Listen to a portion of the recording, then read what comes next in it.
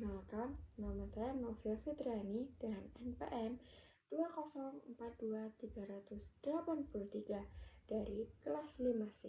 Di sini, saya akan menjelaskan materi tentang Project Basic Learning yang biasanya disebut PJBL dan Deep Learning.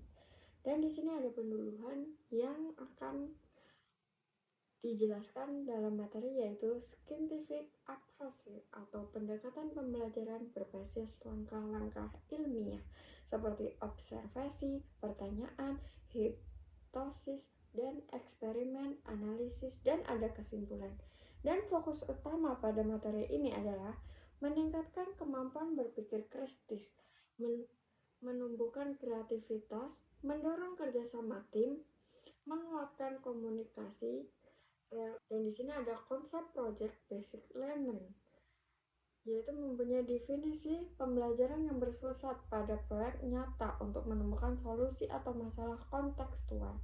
Yang kedua ada orientasi, peserta didik aktif, guru sebagai fasilitator, output karya nyata, produk, model, portfolio, laporan, presentasi. Dan tujuannya yaitu membekali siswa dengan keterampilan problem solving, kreativitas, dan kolaborasi. Dan di sini ada karakteristik PJBL, berbasis pada pernyataan atau masalah nyata, menemukan pada proses sekaligus produk.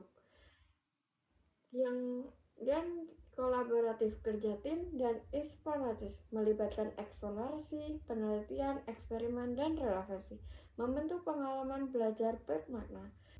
Langkah-langkah PJBL menentukan pertanyaan mendasar, mendesain perencanaan proyek bersama siswa, menyusun jadwal kegiatan dengan target capaian, memonitor pelaksanaan proyek seperti guru menjadi fasilitator dan mentor, menguji hasil proyek, presentasi, pameran, atau publikasi, refleksi dan evaluasi proses dan hasil belajar.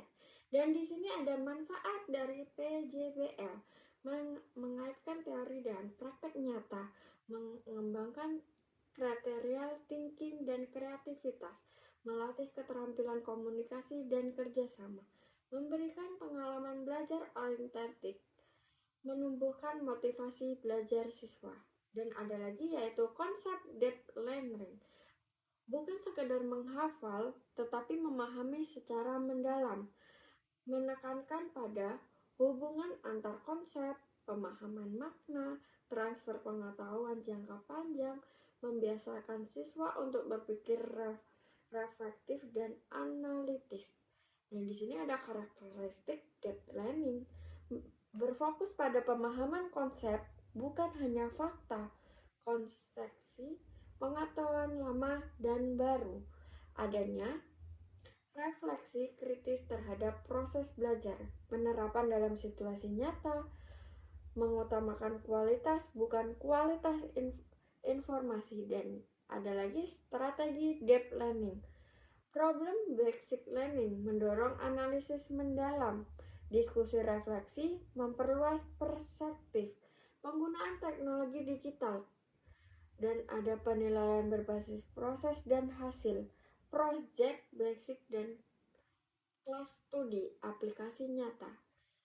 Dan ada lagi manfaat dari deep learning, membentuk pemahaman konsep kokoh dan berkelanjutan, meningkatkan kemampuan berpikir kritis dan kreatif, menumbuhkan kemandirian belajar dan motivasi internasional, mendorong pembelajaran sepanjang hayat, integrasi PJBL dan deep learning, meningkatkan wadah praktek melalui praktek nyata, sedangkan deep learning memastikan pemahaman mendalam dari pengalaman.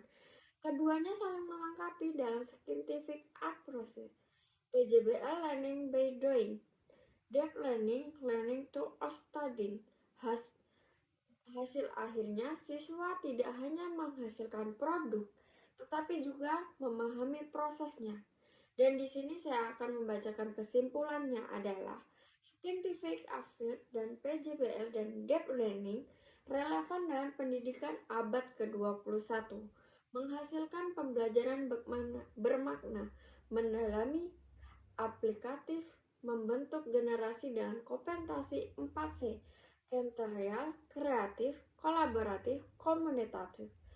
Dan pesan akhir yaitu belajar bukan sekedar mengingat, tapi memahami dan menerapkan. Baik, itu saja materi dari saya ucapkan terima kasih.